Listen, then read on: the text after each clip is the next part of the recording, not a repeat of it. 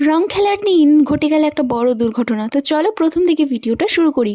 সকালবেলায় 6:20 আগে আমি পুজো দিয়ে চলে এসেছিলাম মাঠে।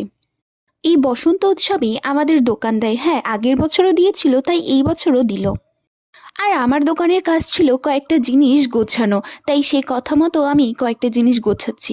এখানে অনেক ধরনের চিপস আছে, সেই চিপসগুলো আমি পরপর গুছিয়ে নিচ্ছি। আমার সমবয়সী আমার সব বান্ধবীরা রং খেলছে, কিন্তু আমি দোকান চালাচ্ছি। হ্যাঁ, এটা কিন্তু কোনো দুঃখের কথা না, এটা আনন্দের কথা যে আমি আমার বাবা মার পাশে থেকে কিছুটা হলেও তাদেরকে সাহায্য করতে পারছি। একটু পরে এই জায়গাটাতেই প্রচুর মানুষের ভিড় হয়ে যাবে। আর এই বসন্ত উৎসবের ঠিক উল্টো দিকেই আমাদের দোকানটা রয়েছে। বাণীপুর লোক উৎসবের তোমরা অনেকেই নাম শুনেছ। হ্যাঁ, সেই বাণীপুর লোক উৎসব যে মাঠে হয় তার ঠিক উল্টো দিকেই বসন্ত উৎসব অনুষ্ঠিত হয়েছে। আর অনেকেই এই মাঠে নিঃশগ্রস্ত হয়ে পড়েছিল বলেই পুলিশ তাদেরকে ধরে ধরে নিয়ে যাচ্ছিল।